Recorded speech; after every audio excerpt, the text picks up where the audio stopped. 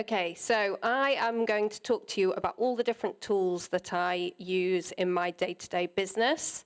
But first, I just want to introduce you to somebody, if it works.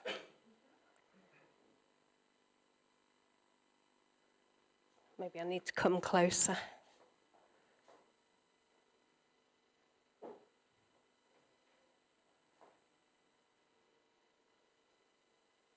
Good start.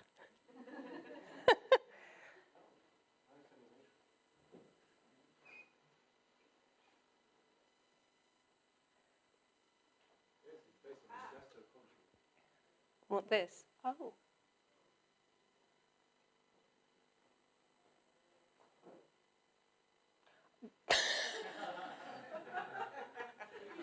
Sorry. Okay. Oddam was jej teraz, aby opowiedziała wam o swojej podróży z AI. Do zobaczenia wkrótce.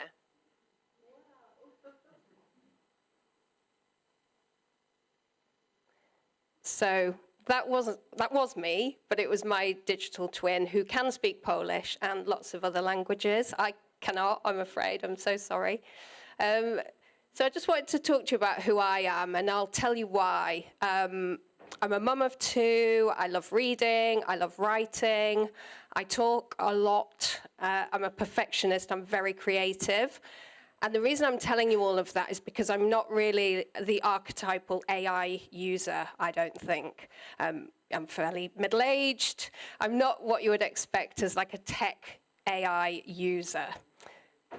However, I love AI. And in my 25-year marketing career, I've seen some big changes.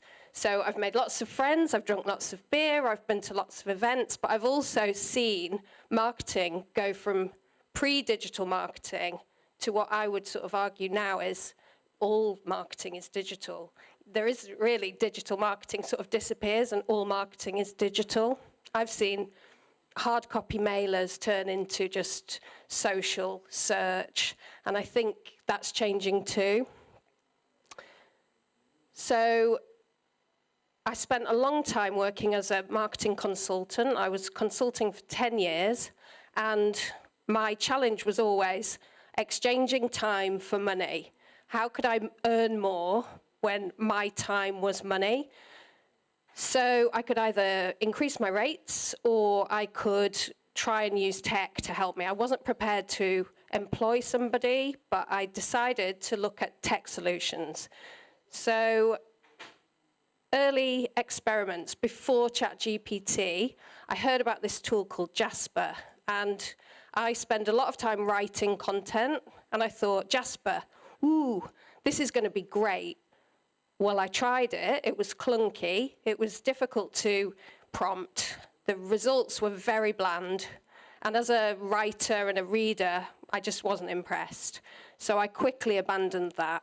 I did take on the tool called Otter, which I'm sure some of you use. It's a transcribing tool, and that helps me to this day, actually. So I use Otter to transcribe calls. I use it to listen into webinars on my behalf, and then I feed the transcript into ChatGPT to write my own blogs off the back of that.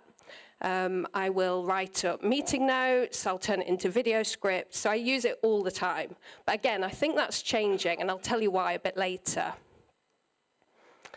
So fast forward to 3 years ago, I joined this company, Dasseti. So I'm the Chief Marketing Officer, and we have a software tool for investors. Now, the company decided to implement AI across the platforms. They've got 3 platforms. They decided to put some smart technology across all 3. And at this point, I thought I could do with a little bit of a refresher here. So I'll rewind that. This is my role. So there's me and one other person in my team, and we have to do all of this. It's a lot. So it's strategic, it's tactical, it's everything in between, it's events, it's digital marketing, it's SEO, it's pipeline generation, it's a lot, and it's a global business. with 3 products. So it's, I'm stressed a lot of the time. So what I decided to do, I saw this handy advert for a course, and it just spoke to me. I thought, actually, I'm going to go on this course. It was led by this guy, Albert Chan, who I know Abhinav knows. He's ex-Google, ex-Meta, absolutely amazing. And he taught me just basics. So LLM prompting was the thing I was doing wrong. I tried ChatGPT. I wasn't impressed. The results were very mediocre. Again, a bit like Jasper. He taught me the basics of prompting. He showed me some tools, video creation, image generation, audio. He brought people in to tell us how they were using it. And this was kind of nearly a year ago.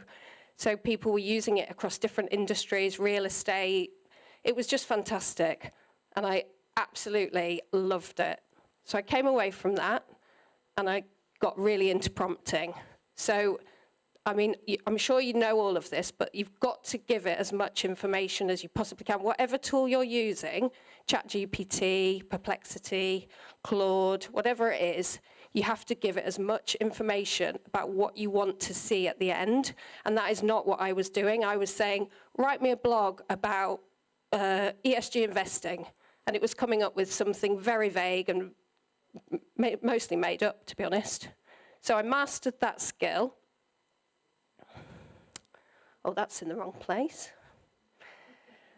I'll just play it anyway, because it's really cool. So one of the tools that I've started to use recently is Google Notebook LLM. Now, I think if you haven't looked at it, you should take a look at it. So basically what you do, you upload all your documents and all your research, and you can manage that research, and you can query multiple documents in one place. But what you can also do is ask it to record a podcast based on your materials. Now, I'll just play it for you because it is very cool. Okay, so, we're diving into AI and due diligence this week, and specifically this Dasseti collect thing you've been looking at. Right.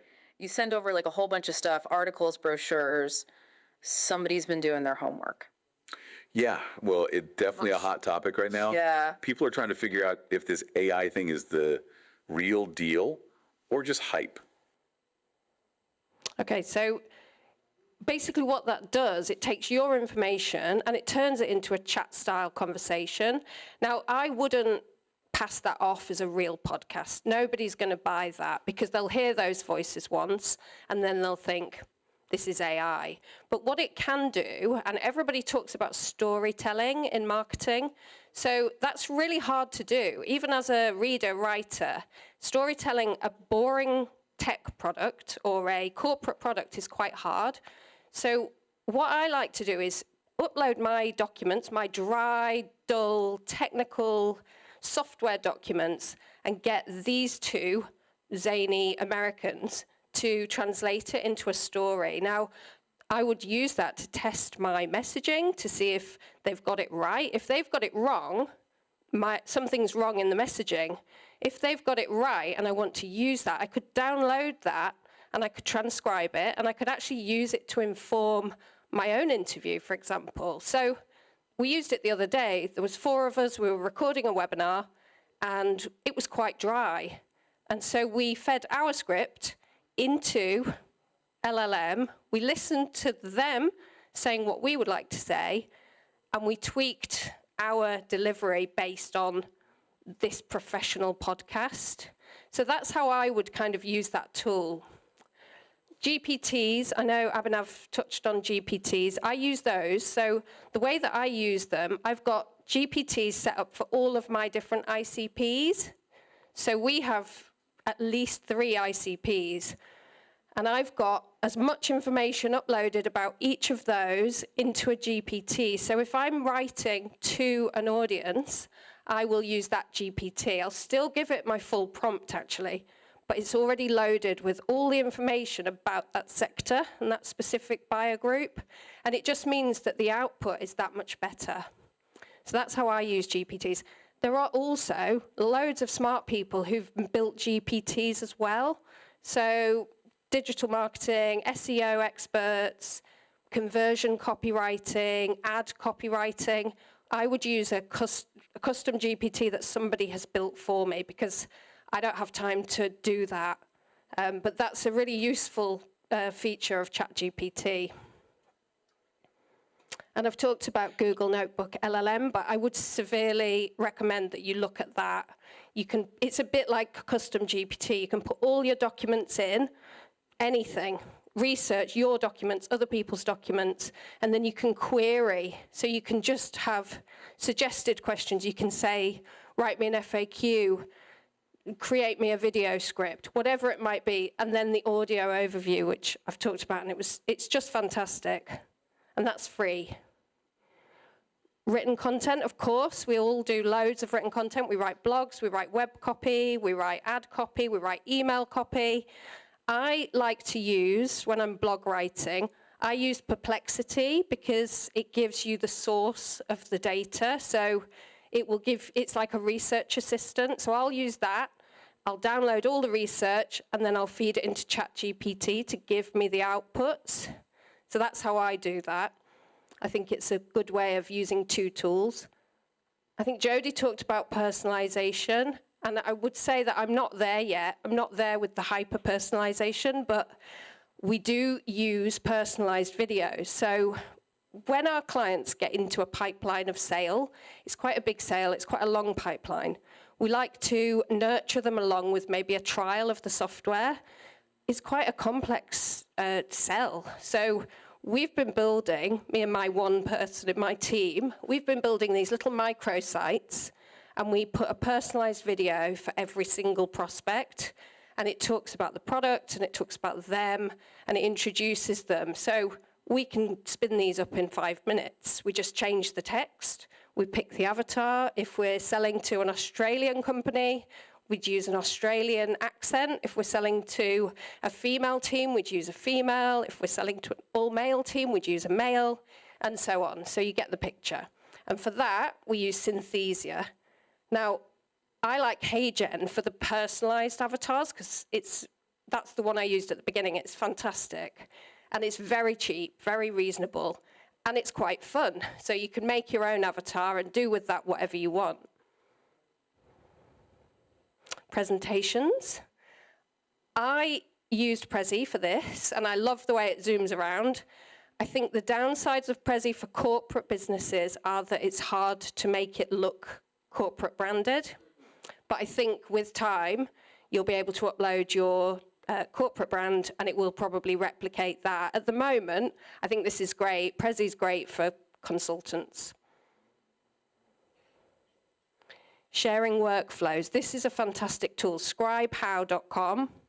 So this tool, if you haven't used it, if you need to show people how to do something, you don't have to type any steps. You literally click a button, you record the steps, and it does an AI-generated step-by-step instruction guide. You can tweak that if you need to, but usually it's fine just to send us a link.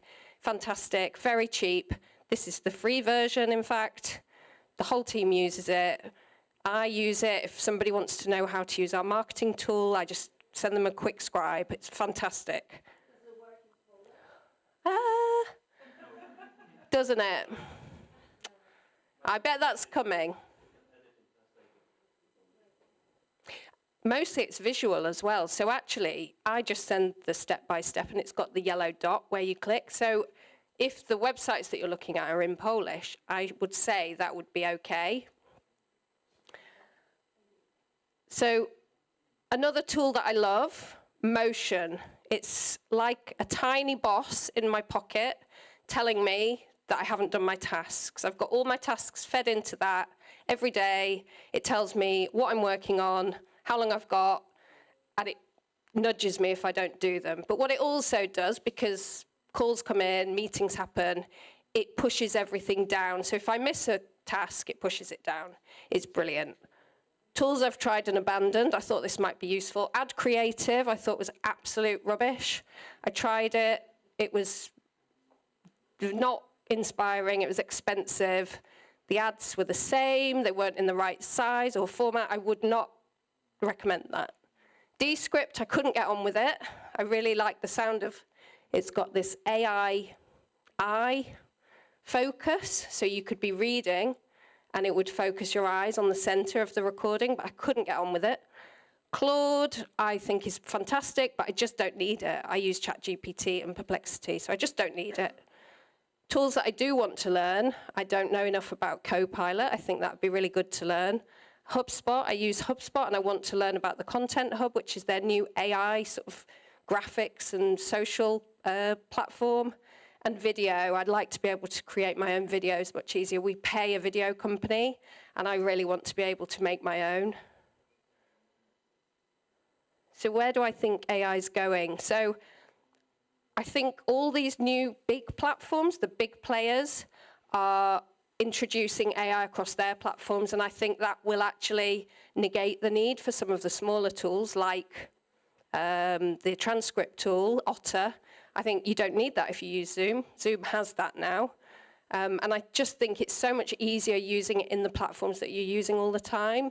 So I feel like those giants will just get bigger, and some of the smaller niche products might be irrelevant soon. Automation, I think, is key. And for me personally, automation is where AI is really going to make a difference. It's all very well logging into multiple platforms, but I would like to be able to automate tasks between platforms. So one of the things that I've done is I've bought Zapier, and I've set up a Google alert for different terms in my sector. I get Zapier to read the email, and I get it to suggest blogs based on other people's news in my sector. So that only really works if you're very niche. You can't really do that. You'd have thousands and thousands of blogs, but you can pick and choose then. You've got blog ideas that you could expand upon.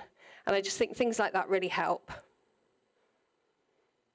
So back to my role as a CMO, all of these jobs now have AI enabling them. So various tools, but me as a person, I'm organized by motion. My strategic stuff I do in ChatGPT. I do my board reporting in HubSpot. I've got my messaging. I've got my PR. I use ChatGPT for press releases. I use Canva. Canva's fantastic, so cheap, fully AI enabled. It's just brilliant. I use that with everything. I use Zoom. Zoom's fantastic. It's got its own AI features now. I feed my Ahrefs SEO data into ChatGPT and ask it to analyze that. I use Canva and ChatGPT for paid ad graphics because it's cheaper and better than ad creative. We use Zoom Info and ChatGPT for data, so I'm always feeding in a spreadsheet into ChatGPT and asking it to format or to pick data out. And then we use Synthesia for the video content. So we've got this whole host of very inexpensive tools that just mean that two of us can now honestly do the job of a whole team of marketers. So the next steps, I think, the first one I think everyone should really think about is search, like the disappearance of Google search. I feel like AI is going to become the next search engine. And so what I'm doing as a business marketer, I'm feeding in information all the time about my business that I want it to have in its brain. I want it to know that we are the #1 due diligence software in the world. And that's what I tell it all the time. So when I'm doing prompts, I use the phrases that I want it to search up, and I test it periodically, and we are there, we do pop up. So I think if you, as a small business owner, you want to get found in future, start feeding LLMs with the information you want it to have. Don't let someone else put information in that's not relevant or not accurate. And that is it. Thank you very much.